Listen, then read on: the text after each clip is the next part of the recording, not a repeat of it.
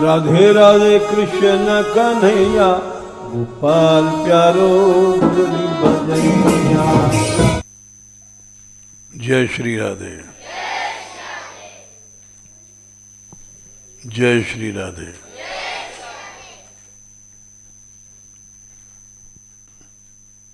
कल प्रसंग चल रहा था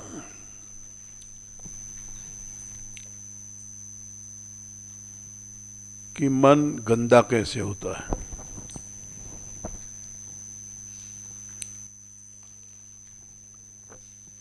और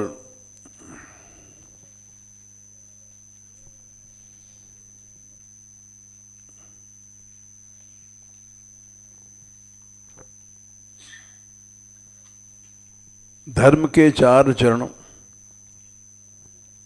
कल इसकी चर्चा कर रहे थे।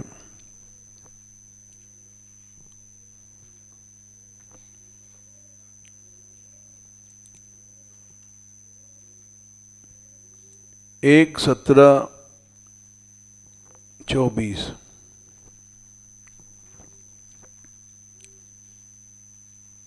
धर्म के 4 चरण थे।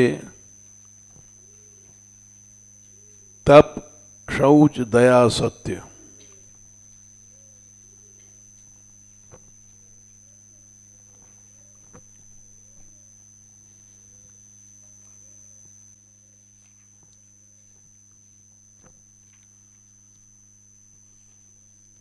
तप माने जो हम भजन करते हैं,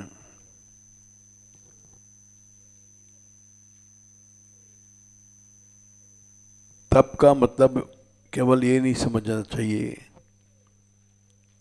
क्लिष्ट कर्म, भूखे रहना या तपस्या को लोग यही अर्थ समझते हैं।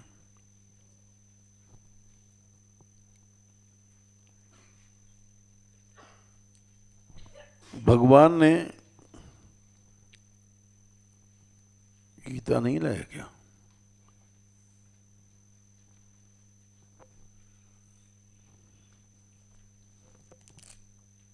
तप का अर्थ किया है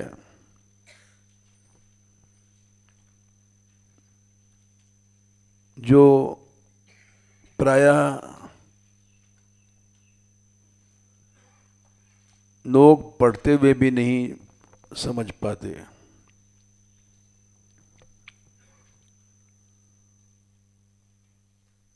सत्रहवें अध्याय में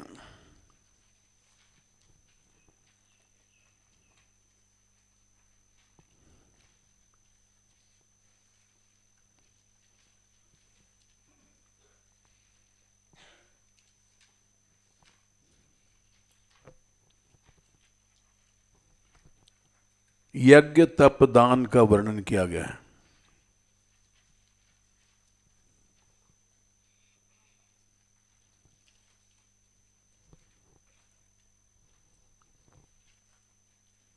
सत्रह के 7 में आहारस्त्वपि सर्वस्य त्रिविधो भवति प्रियः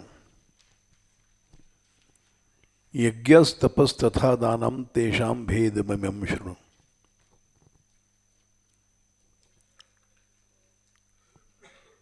तीन प्रकार का आहार होता है।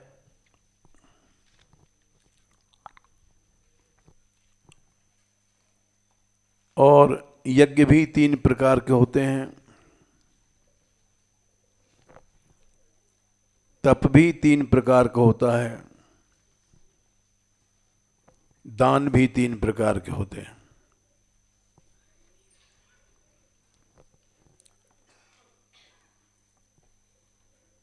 आठवें श्लोक में भगवान ने सात्विक आहार बताया, वो अपने आप पढ़ लेना।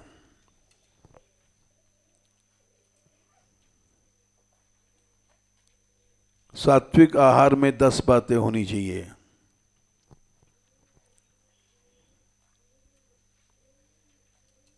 फिर 9वें श्लोक में राजस आहार बताया है।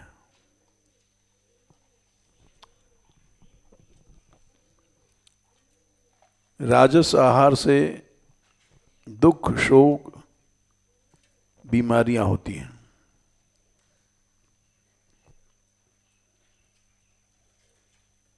सात्विक आहार से आयु बढ़ती है, सत्व, अंतःकरण और बल, आरोग्य मने शरीर के मन के रोग हले चले जाएंगे।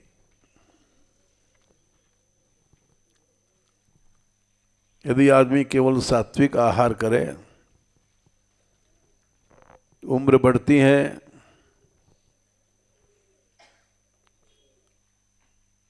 सत्व मने ज्ञान, सत्व मने अंतःकरण अपने आप सात्विक आहार से शुद्ध हो जाता है। अंतःकरण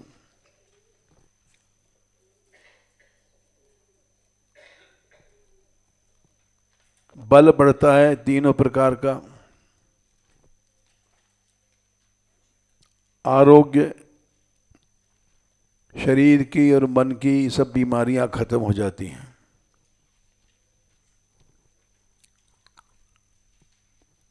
सुख बढ़ेगा, प्रेम बढ़ेगा। ये सात्विक आहार है।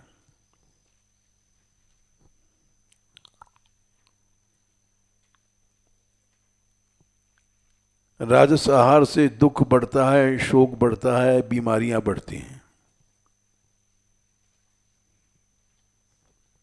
ये 9वें श्लोक में बताया है। 10वें में तामस आहार,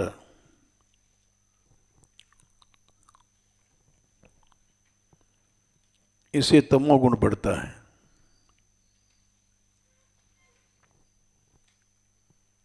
फिर यज्ञ बताया उन्होंने, सात्विक, राजस, तामस, क्योंकि उन्होंने बताया यज्ञस तपस तथा दानम तेषाम भेद मिमम शृणु 17 के 7 में। यज्ञ के भेद बताया है, तप का भेद बताया है, दान।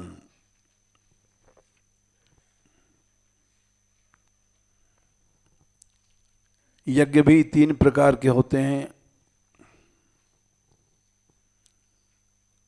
सात्विक, राजस, तामस।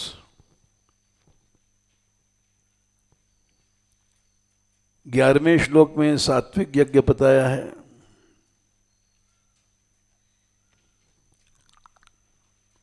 12वें श्लोक में राजस यज्ञ बताया है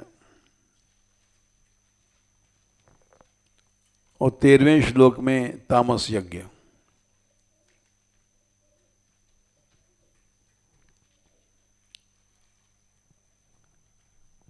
कितना भी सुंदर यज्ञ है, फल की इच्छा से वो राजस हो जाता है।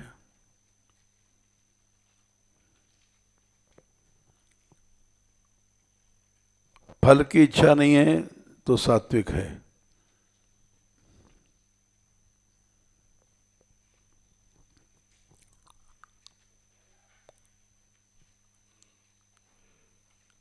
इसके बाद भगवान ने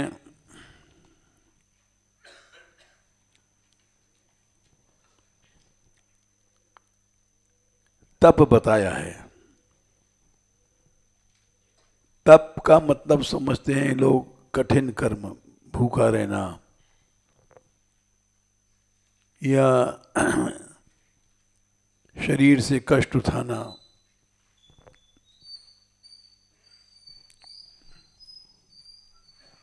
तप ये नहीं है। तप भजन को कहते हैं।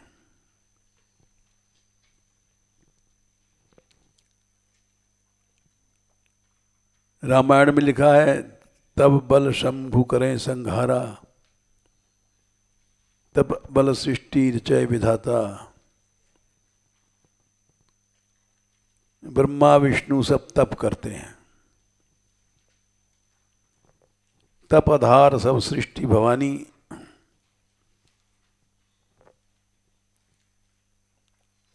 ये तप की महिमा ही शायद नारद जी ने पार्वती के लिए कहा था।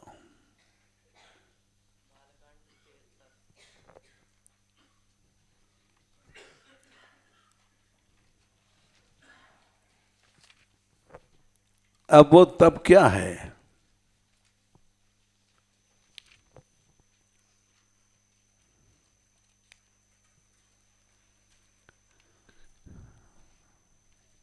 वो तप है भगवान का भजन।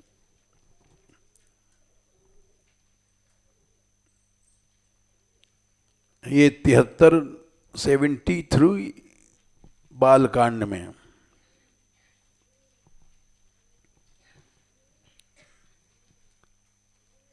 तब बल रचई प्रपंच विधाता, ब्रह्मा ने सृष्टि जो बनाई तप के बल पर, और तप के कारण ही विष्णु भगवान संसार के पोषक त्राता बने।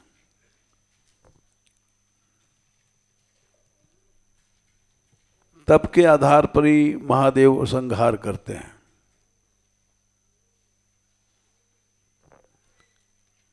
तप के आधार पर ही शेष भगवान पृथ्वी को धारण करते हैं। यहाँ के तप से ही सब सृष्टि रुकी है।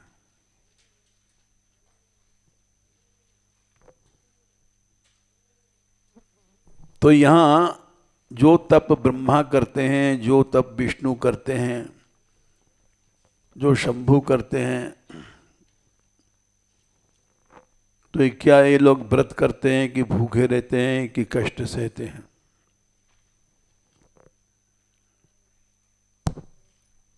विष्णु भगवान तो लेटे रहते हैं, शेषैया पर जब देखो लेटे हैं।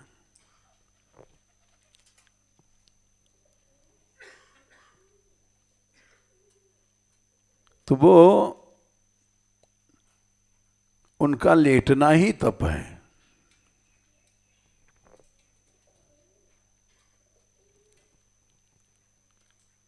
क्योंकि तप का आधार है मन। यह सर्वज्ञ सर्वविद यस्य ज्ञानमयम तप। भगवान भी तप करता है, वेदों में लिखा है। इस तप के कारण ही वो सर्वज्ञ है, सर्वविद है, सब कुछ जानता है।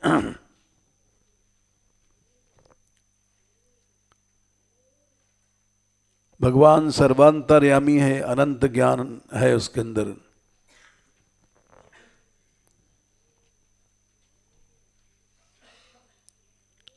तो भगवान कौन सा तप करता है?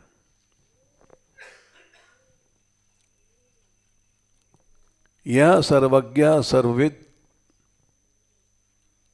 यस्य ज्ञानमयम तप।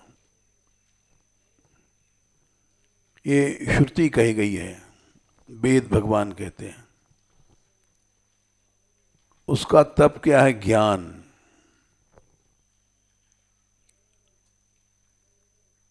विष्णु भगवान लेटे हैं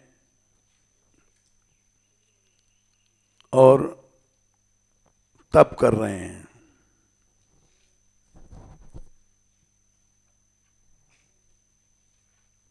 तप क्या है? ज्ञानमय तप है। नित्य अपने स्वरूप में स्थित हैं, ये तप है।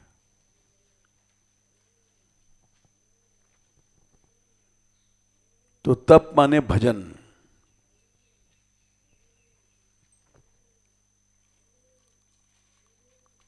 भजन क्या है? भगवान का स्मरण।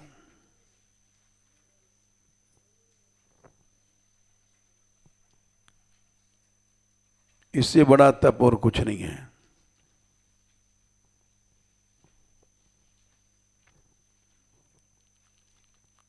शरीर और वाणी ये उसकी सहायता करती हैं।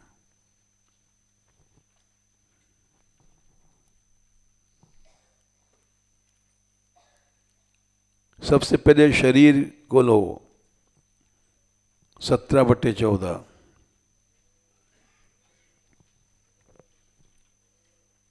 शरीर का तप क्या है?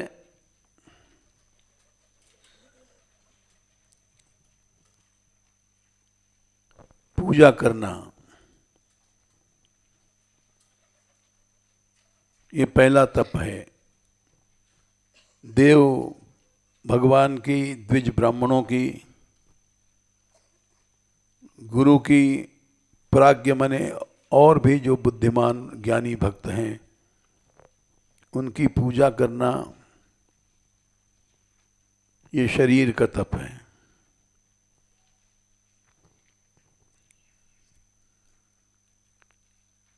ये मन के तप को सहायता देता है।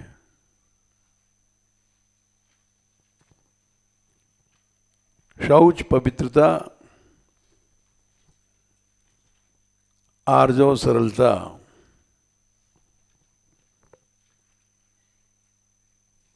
शरीर से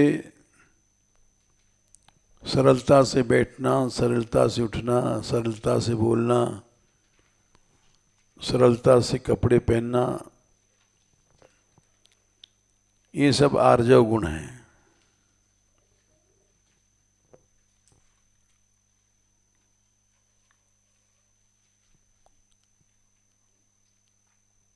पहला पूजा, दूसरा शौच, तीसरा आर्जव, चौथा ब्रह्मचर्य, पांचवा हिंसा। ये पांचों शरीर के तप हैं।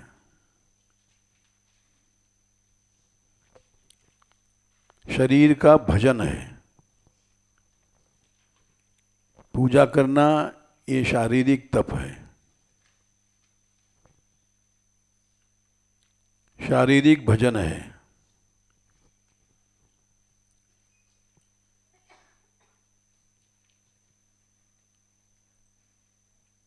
इसके बाद वाणी का भजन होता है। वाणी का तप 17/15।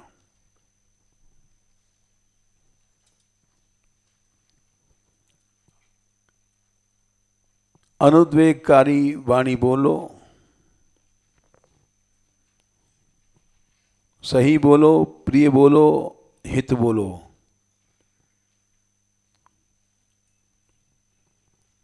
स्वाध्याय और अभ्यास करो ये वाणी का तप। 5 चीजें।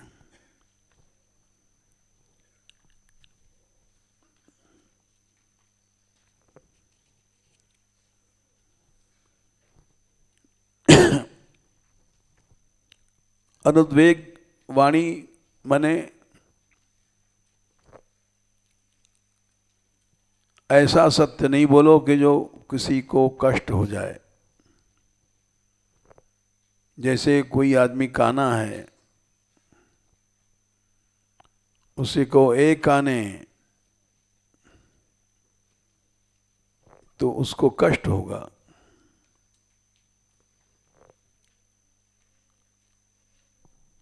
इसलिए ये वाणी तुम्हारी भजन से खिलाफ हो गई है।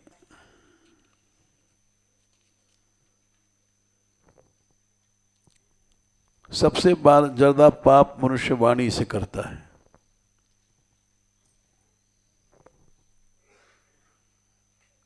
इतना शरीर से करता है,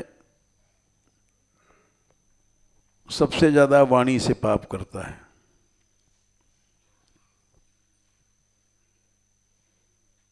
मनुस्मृति में 3 पाप मन के हैं, 3 पाप शरीर के हैं और वाणी के 4 पाप बताए हैं।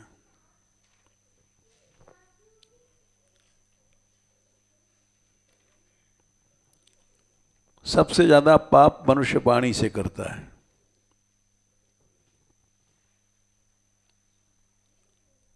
वाणी के 4 पाप कौन हैं?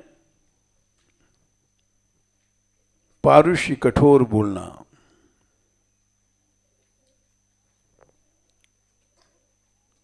कोई आदमी भीख मांग रहा है, उसको कहो एक भीख मांगे।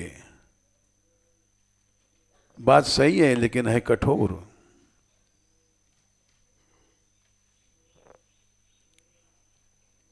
सच तुमने कहा लेकिन है कठोर सत्य, पाप लग गया।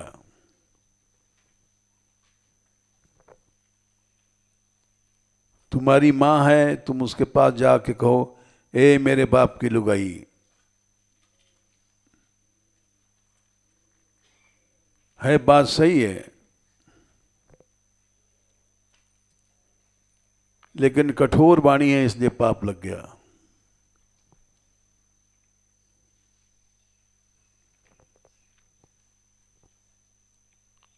वाणी में कठोरता न हो, झूठ न हो दो, और पैशून्य माने किसी की निंदा या कमी बताना, ये वाणी का पाप है। और चौथा है असंबद्ध प्रलाप, हर समय बोलते रहना, ज्यादा बोलना, असंबद्ध प्रलाप में घंटों बैठ गप मार रहे हैं, ये वाणी का पाप है। ये सारा संसार अधिकतर वाणी का पाप करता है।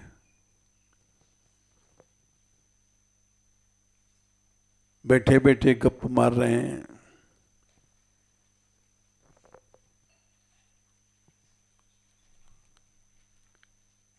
गप्पों में क्या होता है, किसी की निंदा, किसी की स्तुति।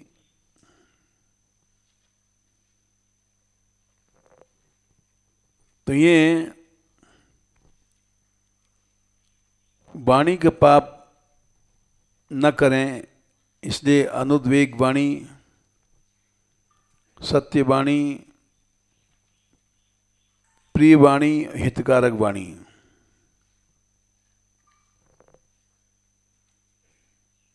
चार और पांचवा स्वाध्याय अभ्यास। स्वाध्याय हमने पाठ करना, अभ्यास माने नाम जप करना।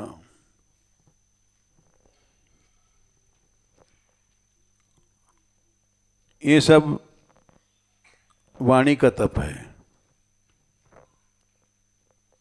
जप कर रहे हैं, ये अभ्यसन में है, नाम जप का अभ्यास।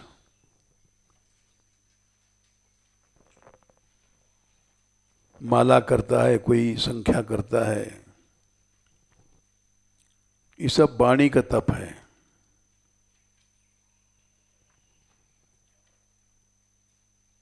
फिर 16वें श्लोक में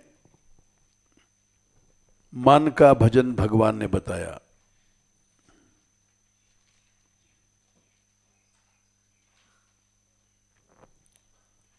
सबसे बड़ा तप मन का होता है।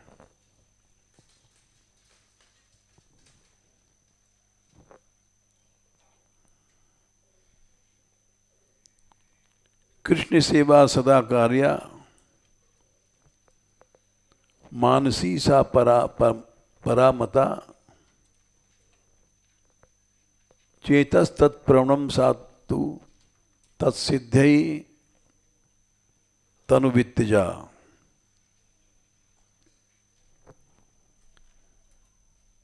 भगवान की सेवा ही सबसे बड़ा तप है। उन सेवाओं में मानसी सेवा सबसे बड़ी है।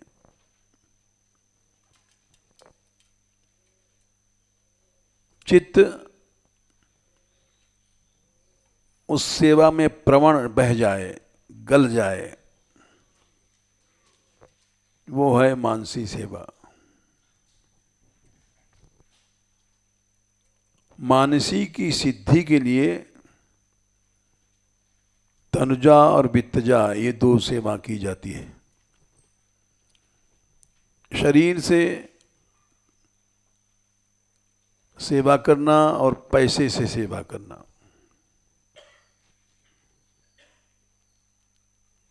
इन दोनों को क्यों किया जाता है?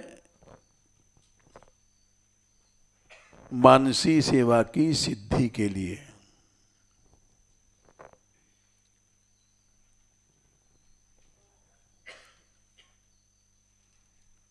इसीलिए सबसे बड़ा तप है मन का। जो वेदों में लिखा है,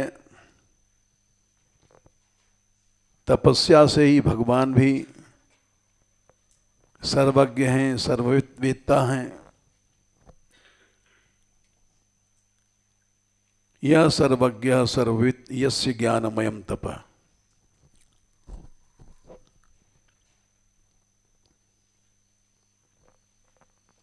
तो वो जो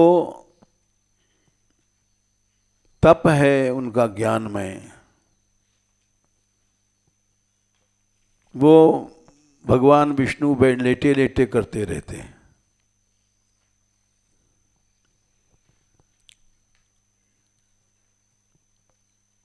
तप माने ये नहीं कि भूखे रहो, कष्ट सहो।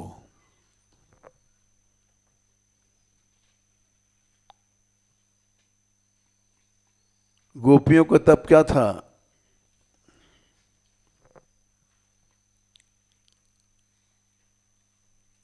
लोग समझ नहीं पाते। दिन रात तप करती थी।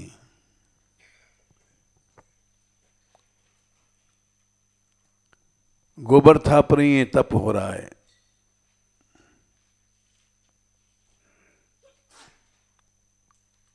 याह दोहने वहनने मथनोपलेप प्रेंखें किनार वरुदितो क्षणमार्जनादौ।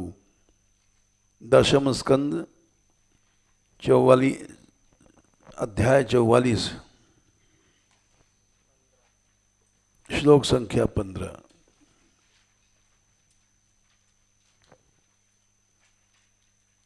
गैया दो रही हैं और तप चल रहा है। धान कूट रही हैं और तप चल रहा है।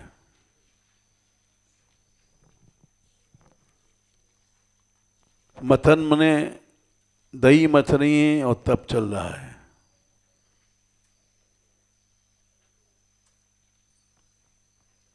उपलेप कहते हैं घर को लीपना। पहले कच्चे मकान होते थे, उसमें मट्टी चढ़ाई जाती थी। साल में कई बार मट्टी चढ़ाई जाती है, तब वो मकान टिकता है। उसको उपलेप कहते हैं।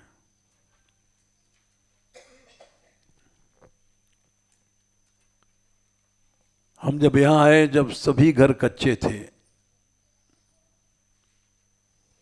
चिकसोली में,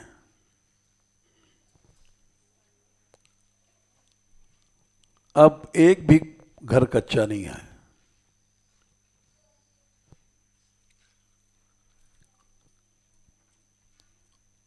जब सात्विक चीजें थीं, कच्चे घर में रहना सात्विकता है। भागवत कह रही उपलेप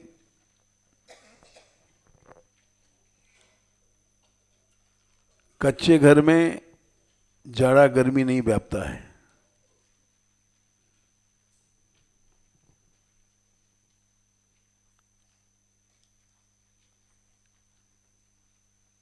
पक्के घरों में, सीमेंटेड में जो गर्मी सर्दी व्यापती है, कच्चे में नहीं व्यापती है।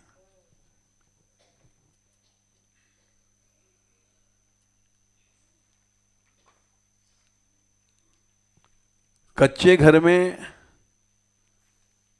गोबर से उपलेप किया गया है और गोबर से उसमें नीचे चौका लगाया गया है और कुशा है छत में। तो वहां अगर एटम बम भी गिरेगा तो उस पर असर नहीं पड़ेगा।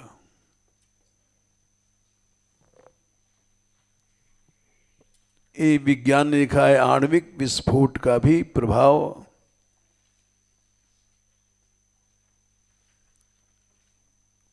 कुशा और गोबर के बने हुए मकान में नहीं पड़ता है। यज्ञ में कुशा का प्रयोग किया जाता है। कुशा पवित्री से यज्ञ होता है।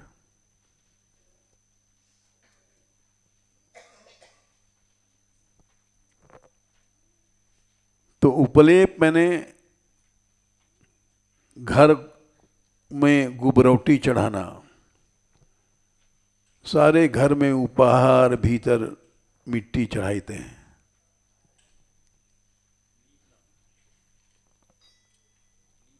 हाँ हाँ, लीपना कह लो उसको।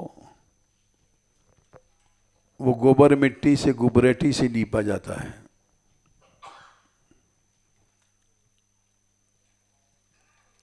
और सारे ब्रज में यही ऐसे मकान थे जब हम आए 60 साल पहले।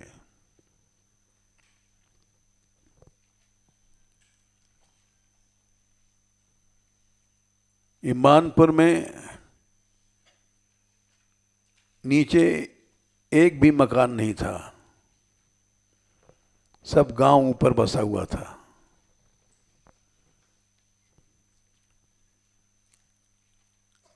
अब ये नीचे चले गए।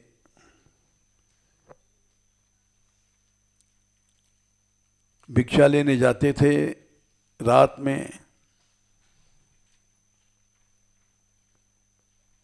तो ऊपर ऊपर चले जाते थे, ले आते थे।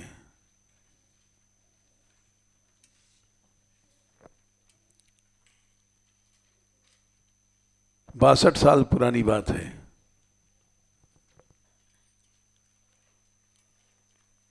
और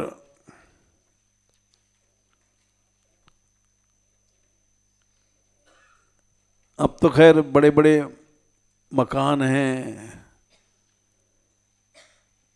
पशु बांधने के अलग हैं। पुराने ज़माने का ब्रज जो था वो अलग था।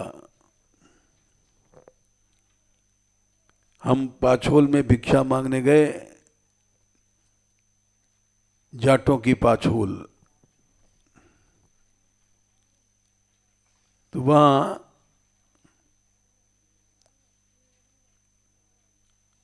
हमने राधे श्याम किया। तो उसने कहा, जाटनी ने, बाबा पिछवाड़े से क्यों मांग रहा है? तो हमको समझ में नहीं आया कि पिछवाड़ा कहाँ, अगवाड़ा कहाँ।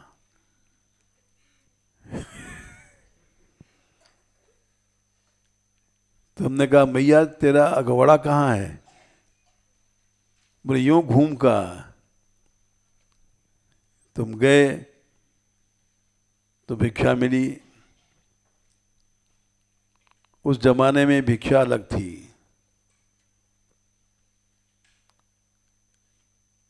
घाट का दलिया बनता था, घर घर बनता था। घाट माने जौ, और वही सवेरे छाछ में मिलाकर देते थे। वो जमाना याद आता है। उसमें इतना स्वाद आता था कि अब तक उस स्वाद को नहीं भूले हम।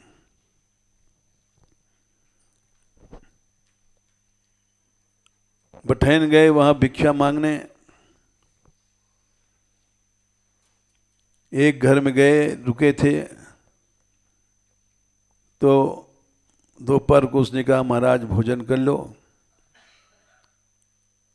हमने कहा लाओ। तो रोटी जाटनी लाई और रोटी पे लौनी रख दिया, माखन मतलब।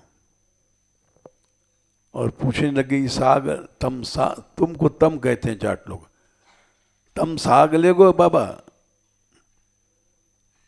तो हमने कहा, भाई देगी तो ले लेंगे। तो जाट बोला, महाराज हमारे यहाँ तो लौनी मिल जाए तो कोई साग बगा नहीं देता है। इतना दूध था घर घर गाय का।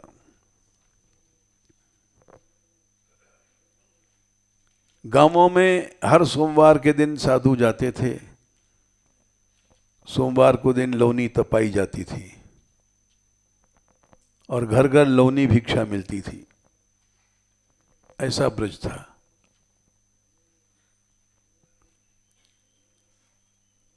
एक दिन चले गए तो महीनों के लिए घी मिल जाता था।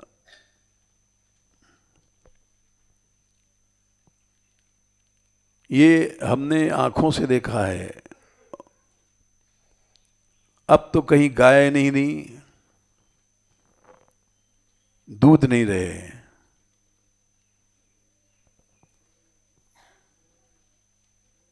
तो वो घर पर बताया हमने, या दोहने अवहनने, अवहनन कहते हैं धान कूटना। धान लिया, कूटा, चावल निकला। अब तो बना बनाया चावल लाओ, कहीं मूसर नहीं है, कहीं धान नहीं कूटा जाता।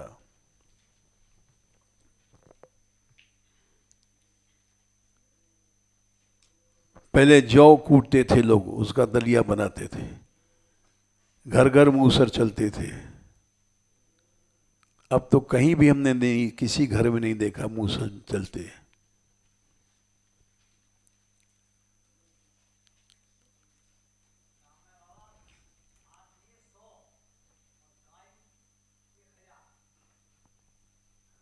हाँ ठीक कह रहे हो।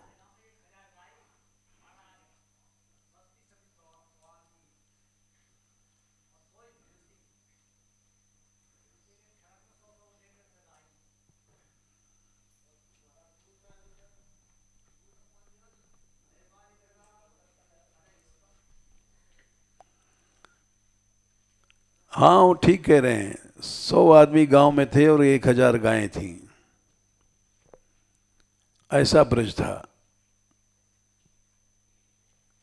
तुम सबका घर ऊपर था, याद है कि नहीं? हाँ, पहाड़ पर सब रहते थे। ये पीछे सारा गांव नीचे गया है।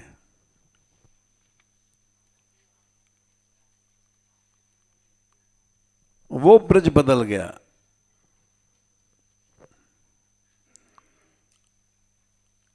लोग साग का नाम नहीं जानते थे। हम जब वहां गए बठेन, तो उसने आश्चर्य प्रकट किया, महाराज सागो ले गो। यानी लौनी रख दिया, अब तो वही लौनी से खा ले रोटी। इसको ब्रज कहते थे।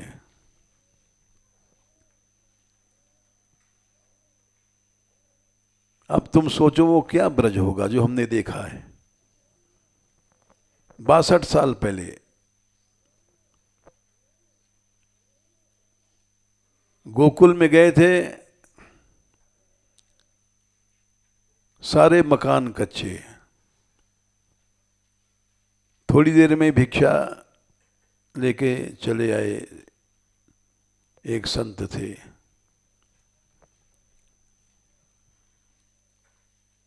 अब तो टाइम लगता है, इस घर से निकलो उस घर में जाओ, इस घर से निकलो उस घर में जाओ, बड़े बड़े घर हैं। जब यहाँ ऊपर पहाड़ पर मानगढ़ में, मानपुर में, थोड़ी सी जगह में ऊपर 20 घर थे, छोटे छोटे।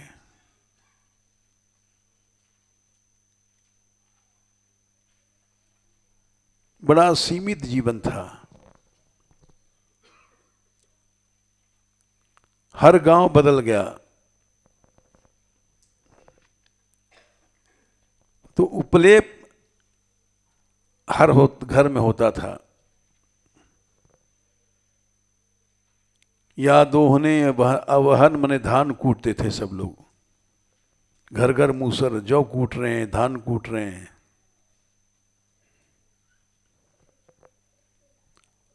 और प्रेंखेंख नारभरुदितो, बच्चा पैदा होते थे तो कोई खिलाता नहीं था। इतना टाइम कहाँ है, इतना काम है घर में। पानी लाना दूर से,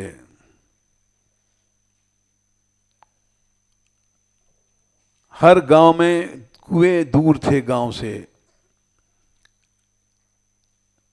नंदगांव से गोपियां आती थीं पनिहारी कुंड में पानी भरने।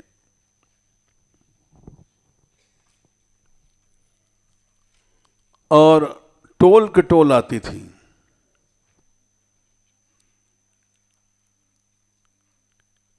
क्योंकि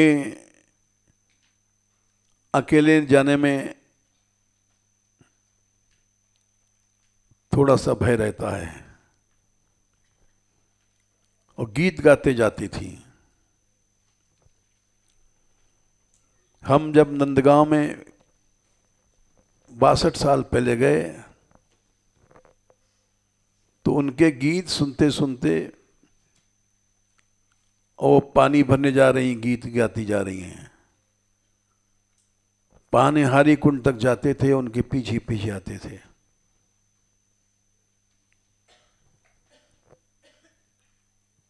अब कहीं कोई पानी भरने नहीं जाता, घर घर हैंडपंप। संस्कृति बदल गई।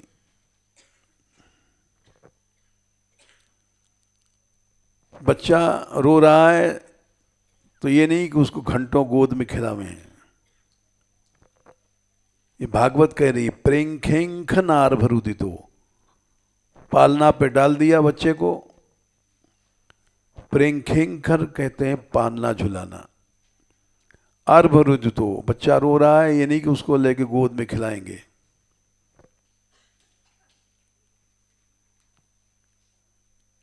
इससे मोह बढ़ता है,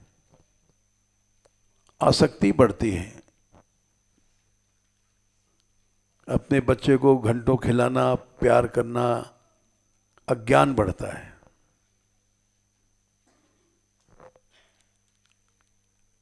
गोपियों को इतना टाइम नहीं था कि बच्चों को खिलावें, पालना पे डाल दिया। प्रिंखिंख नार बुरी तो उखण सींचना, मार्जन बुहारी लगाना, आदऊ, इतना काम था, फिर भी उनका ज्ञान में तप चलता था। ज्ञान में तप क्या है? चित्त से होता है। धन्या व्रजस्त्री उरुक्रम चित्याना, दूसरी लाइन में है। गायंती चैन मनरक्त धियो श्रुकंठ्यो, अनुराग से गाती थी। अनुराग किससे होता है? चित्त से होता है।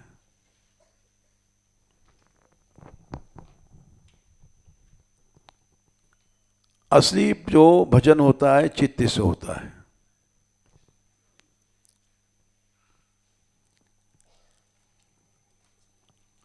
और जो ऊपरी भजन होता है वो मन से होता है।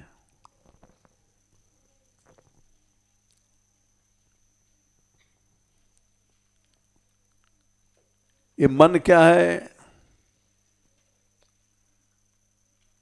इसको हम लोग जानते ही नहीं हैं। सिर्फ सोच रहे हैं, मन संकल्प करता है, इतना सुन लिया।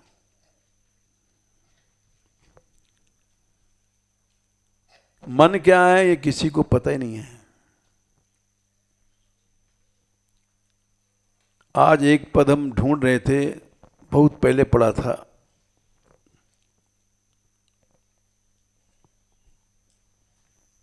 वो सूर विनय पत्रिका का अंदाज से होगा या तुलसी का, क्योंकि पहले इन्हीं के पद हम गाते थे। उस पद में मन क्या है ये बताया गया।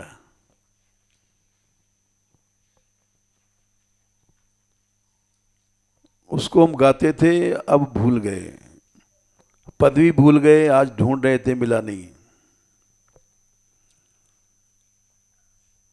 कितना गंभीर महापुरुषों का अनुभव था, अध्ययन नहीं अनुभव था।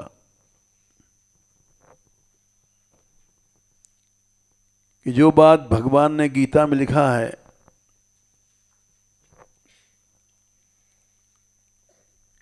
तीसरे अध्याय में मयि सर्वाणि कर्माणि कर्माणि,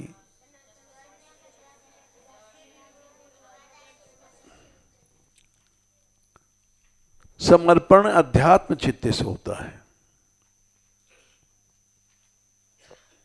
केवल ये मुंह से बोल दिया सब कुछ आपका है, सब कुछ आप है, इसको समर्पण नहीं करते। अध्यात्म चित्त क्या है ये किसी को पता ही नहीं है।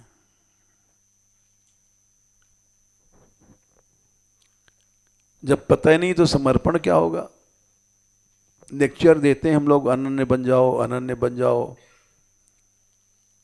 अनन्य बन जाओ, रसिक बन जाओगे। अनन्यता है क्या ये पता ही नहीं किसी को।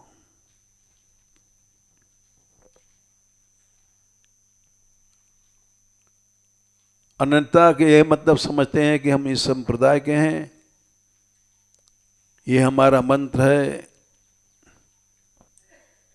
इतना ही जप लोगे, इससे बाहर कुछ नहीं। यही जप करो, यहां तक कि दूसरा मंत्र आ गया तो उसको छुड़वा देंगे लोग। बहुत दिन हमारे यहां लड़ाई चली शुरू में। जुगल मंत्र वाले जुगल मंत्र कहते थे और महामंत्र वाले महामंत्र को, और उसी पर अड़े रहते थे। यहां तक कि जिस पहली बार इस्कॉन में यात्रा घुसी तो जुगल मंत्र का अखंड कीर्तन होता है हमारे यहां।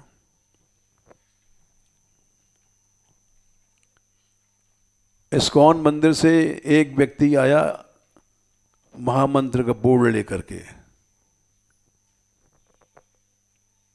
और उसने कहा डोंट सिंग, मत गाओ, महामंत्र बोलो। ये सच्ची घटना है। नरसिंहदास अड़ गए, नहीं हम जुगल मंत्र करेंगे। हम समझ गए कि फालतू झगड़ा में फंस गए। ये सब अपराध की बात है। लेक्चर देते हैं नाम अपराध, नाम अपराध, और दिन रात करते हैं नाम अपराध है। सभी लोग वैष्णव बनते हैं और अपराध करते हैं। क्यों? ये दूसरा तिलक है, ये हमारे संप्रदाय का तिलक नहीं है।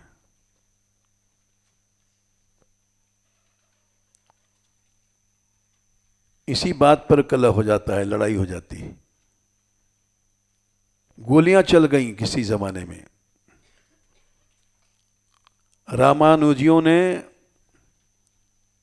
रामानंदियों पर गोली चलाई थी, 100 साल पुरानी बात है।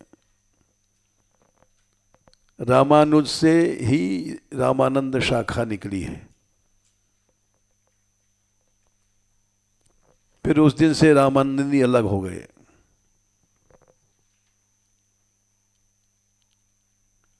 दोनों टुकड़े टुकड़े हो गए। संप्रदाय भेद इतना व्याप फैला जितना कि तुमको पता नहीं होगा। दुनिया में शिया सुन्नी लड़ रहे हैं, मुसलमानों में क्या हो रहा है तुमको पता नहीं। दिन रात एक दूसरे को मार रहे हैं, काट रहे हैं।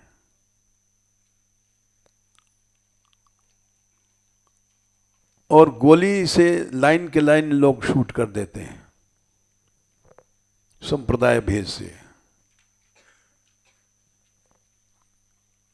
और टेलीविजन पर दिखाया जाता है उनको इस तरह से हाथ काटा गया, इस तरह से मारा गया, तो उसका बदला लेते हैं दूसरे लोग। इस संप्रदाय भेद से इतना बड़ा विनाश हो रहा है।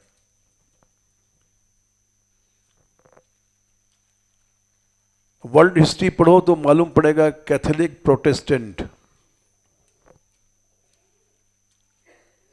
ईसाइयों में बड़े झगड़े हुए संप्रदाय भेद से। वैष्णव में झगड़े हुए।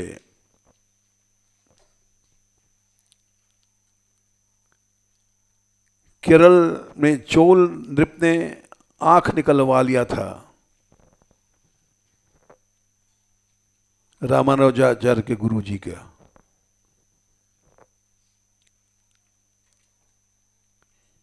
बड़े बड़े अत्याचार हुए संप्रदाय भेद से।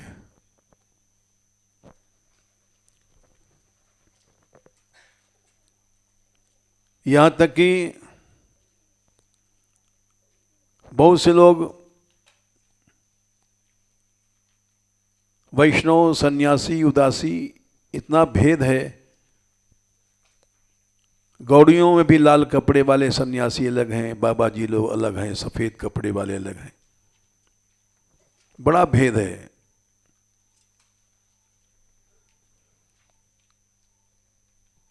ये एक माया है।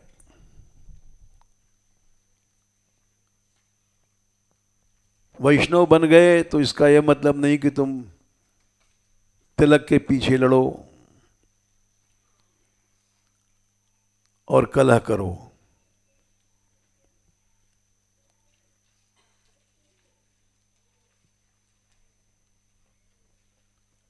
भगवान क्या कहते हैं, भागवत क्या कहती है, रामायण क्या कहती है, और ये संप्रदाय वाले अलग बोलते हैं सब।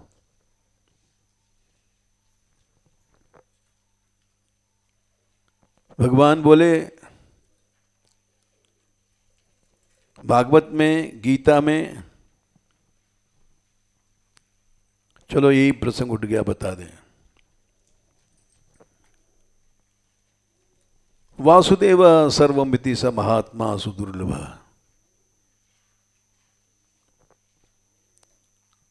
ऐसा महात्मा दुर्लभ नहीं, बहुत असंभव है। सुदुर्लभ माने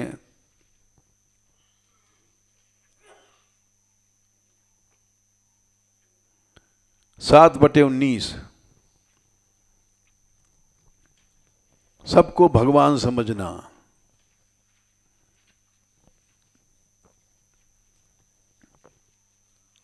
अब जब हम सन्यासी, उदासी ये भेद करते हैं तो गीता खंडित हो जाती है।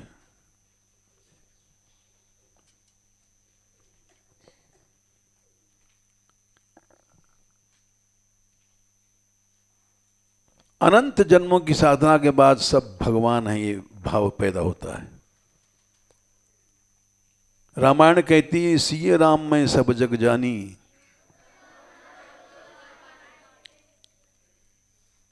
सब भगवान है, ये प्रणाम करो।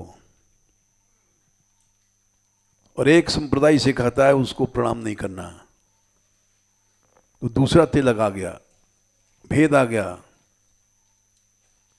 उसमें द्वेष करना।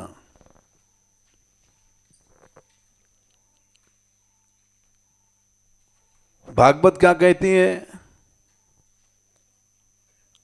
भगवान ने उद्धव को उपदेश दिया, चलते समय 11वें स्कंद में, संख्या याद नहीं रहती है, विसृज्य स्मानान स्वान, शायद 30वां अध्याय 29वां होगा, एकादश में चलते समय।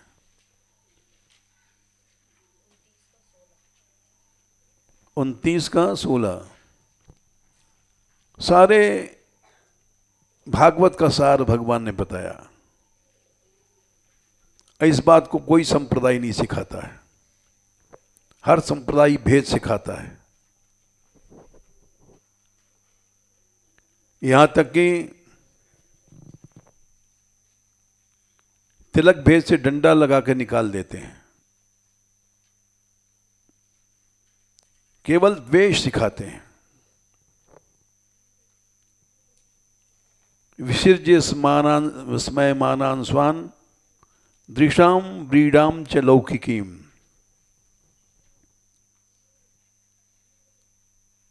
लोग हंसेंगे, शरीर में तुमको लज्जा आएगी, इसलिए प्रणवे दंडवत भूमौ आश्व चांडाल गोखरम। चांडाल को भी प्रणाम करो, श्व कुत्ते को भी प्रणाम करो। गोखर कहते हैं पशुओं में नीच गधे को। भगवान तो ये कहते हैं, रामायण ये कहती, वेद ये कहते हैं, एको देव सर्व, एक ही भगवान सब जगह है, और हम लोग भेद सिखाते हैं। वो दूसरा तिलक है उससे नहीं बोलना, वो बिला तिलक है उससे नहीं बोलना, वो सन्यासी है उससे नहीं बोलना, वो उदासी है उससे बात नहीं करना, वो सफ़ेद कपड़ा है ऐसा है उससे बात नहीं करना, लाल कपड़ा है। ये सारी बातें भेद की सिखाई जाती हैं। ये सब शास्त्र विरुद्ध है, भागवत विरुद्ध है, गीता विरुद्ध है, वेद विरुद्ध है। लेकिन अज्ञान की परंपरा चल रही है सारे समाज में,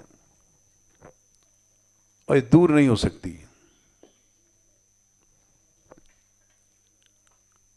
तो हमने नरसिंहदास से कहा, भाई एक ही मामला है, महामंत्र बोल दो। ये जिस विचारधारा में है उसमें इनको रहने दो, लड़ो मत। ये अपनी संकीर्णता नहीं छोड़ सकते, चाहे भगवान आ जाए तो नहीं मानेंगे लोग।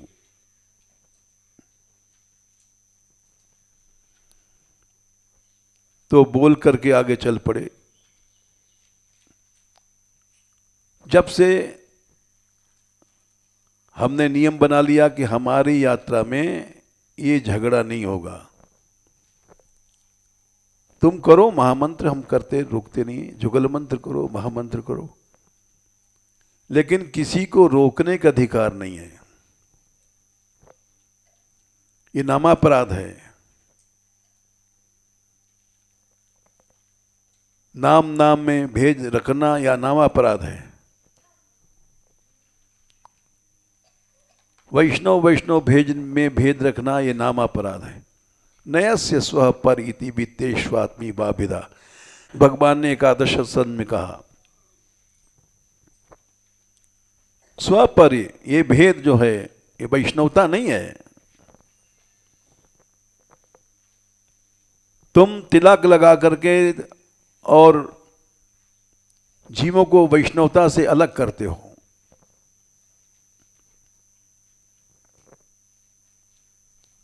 वैष्णवता क्या है? भागवत पढ़ो, का क्षेम निज पर्यो,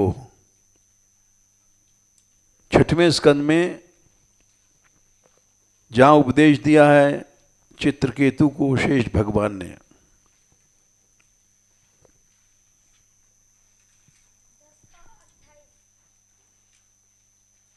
10 अध्याय का 28। हाँ, निज पर ये भेद रखना, वैष्णवता खत्म। का क्षेम निज पयो, कियान अर्थ स्वपर द्रुह धर्मेण। ये अधर्म है, धर्म नहीं है। इसमें स्व और पर से द्रोह किया जाता है और तुम वैष्णव बनते हो। विषम ममतिर यत्र न निर्णाम, त्वम अहम इति ममेति तवेति यदन्यत्र। विषम धिया रचितः स हि अविशुद्धः अविशुद्ध अधर्म बहुला। ये अधर्म है। ये भेद बुद्धि सीखना सिखाना अधर्म बुद्धि है। हम अधर्म सिखा रहे हैं।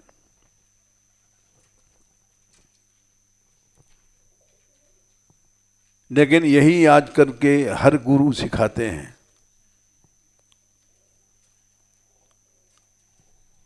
न वैष्णवता है न भक्ति है। जय श्री राधे। देर हो गई।